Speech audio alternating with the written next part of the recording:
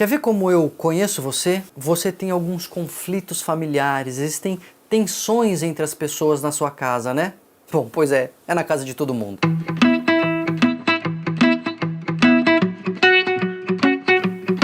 Às vezes as pessoas vão no cartomante, assim, vão no tarólogo e etc. E eles soltam umas coisas assim, olha, você tem uma preocupação no seu passado, você tem um medo para o futuro e você tem conflitos na sua casa. Você tem pessoas que não gostam de você, pessoas de quem você não gosta tanto, e aí dá a impressão que ele conhece a sua vida, né? Sabe por quê? É porque isso acontece na vida de todo mundo. A gente tem coisa que a gente fez no passado que a gente se arrepende, todo mundo pisa na bola de vez em quando, todo mundo tem uma expectativa, alguma coisa que está esperando, que gostaria que fosse diferente ou que aconteça. E quando a gente fala de família, não tem jeito. Todo mundo tem algum problema, todo mundo tem ali um parente que causa mais desconforto, todo mundo tem às vezes uma tensão com alguém que chegou novo na família, é cunhado, é sogra, é sogro, né, genro, nora, são pessoas assim que chegam na família, que não vêm da família natural, vamos dizer assim, isso gera tensão. Relacionamento gera tensão. Não existe relacionamento que seja completamente liso, completamente tranquilo, sem nenhum abalo. Aliás, existem, são os relacionamentos superficiais. Se você está num relacionamento que nunca teve nenhum abalo, é muito tranquilinho, nunca teve estresse, certamente é porque você não está se relacionando profundamente com essa pessoa. Quando a gente se envolve, são duas mentes diferentes, são dois seres com desejos, com expectativas, com medos, com histórias de vida que muitas vezes entram em conflitos. A arte do relacionamento, o trabalho do relacionamento é se esforçar para harmonizar essas pessoas, esses desejos, esses conflitos, essas expectativas. O problema é que às vezes os conflitos familiares, eles crescem muito. Às vezes eles se tornam muito intensos e muito constantes. São dois problemas diferentes.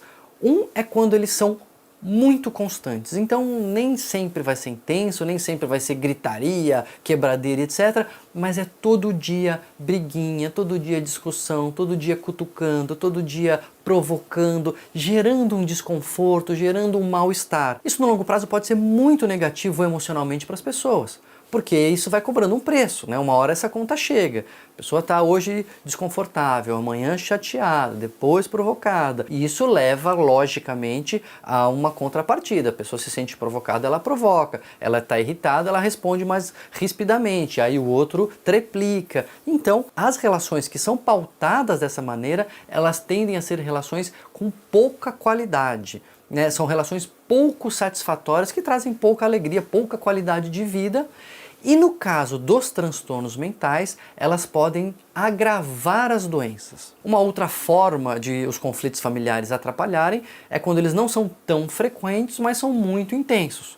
Não acontecem toda hora, mas quando acontecem, não são tão raros assim, eles são explosivos, eles são brigas homéricas e quebra coisa, ou tem gritaria, ou tem às vezes até empurrão e etc. E aí os conflitos, mesmo que não sejam frequentes, essa intensidade deles pode sim ser um fator muito desgastante. Dos anos 70 para cá, inclusive, as pessoas começaram a avaliar o impacto do que eles chamaram de emoções expressas, né, de manifestar emoções, sobretudo negativas, para pacientes com esquizofrenia, por exemplo. Então, familiares de pacientes com esquizofrenia que expressavam as suas emoções negativas, que muitas vezes aquele convívio difícil com alguém com uma doença crônica causa, podiam interferir diretamente na doença. Então, quanto mais intensas as emoções expressas, mais negativas elas eram, maior o risco do paciente com esquizofrenia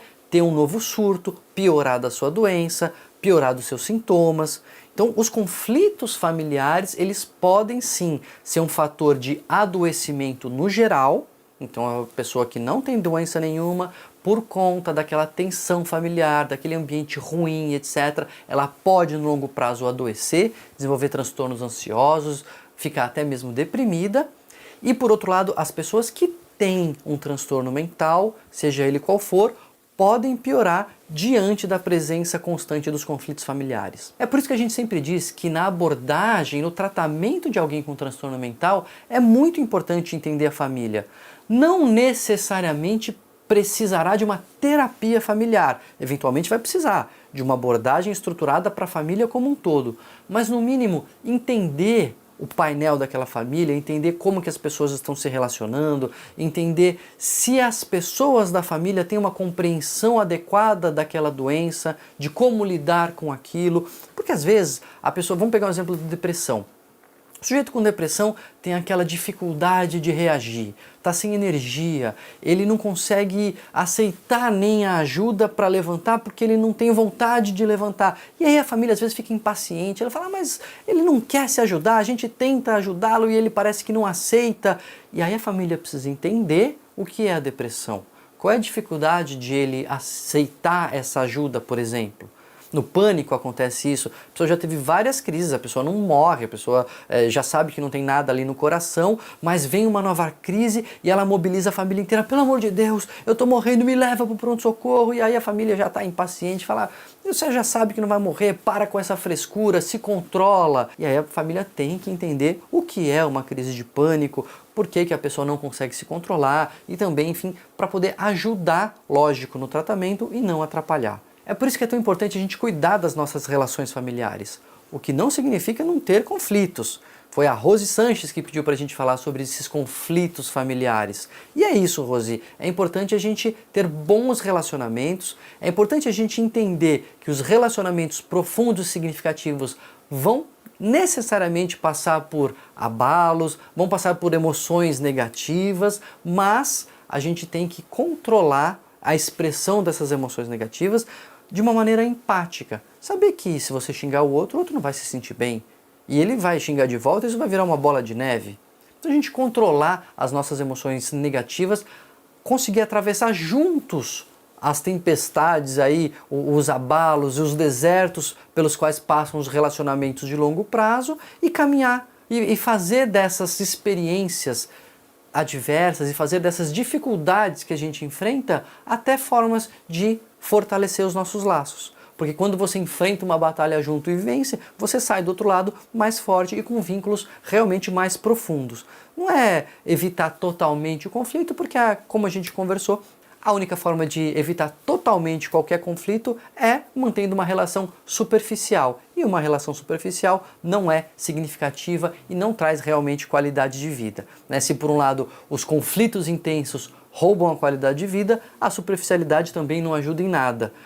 A arte e o desafio é a gente conseguir ter relações profundas, significativas e conseguir superar as dificuldades que elas necessariamente vão trazer. O recado de hoje era esse, compartilha esse vídeo, manda para sua família, manda naquele grupinho de WhatsApp que você tem e para eles entenderem que é normal de vez em quando uma discussãozinha, mas a gente se perdoa e segue em frente. Se inscreve aqui no canal e a gente ainda vai falar um pouco mais sobre a minha, a sua e a nossa família.